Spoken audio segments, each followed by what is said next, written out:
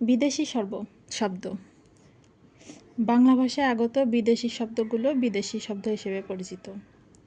বাংলা ভাষার শব্দভাণ্ডারে বিদেশি শব্দের ব্যবহার 8%। এক ভাষার শব্দ অন্য ভাষায় স্থান পেলে তাকে বিদেশি শব্দ বলা হয়।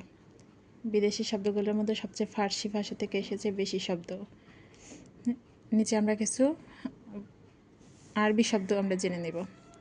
আরবি শব্দগুলো হলো যেমন হদ্দ, লেবু, অজুহাত, মহকুমা, খানা, আলামত, মোলায়েম, সওদাগর, ময়না, আদালত, দালাল, সনদ, ওয়াকিবহাল, মশগুল, সিফত, জান্নাত, বাদশাহ, গুনা, দফতর, হজ, মক্কেল, ইমান, এজলাস, কলি, কুরসি, নগদ, হাজির,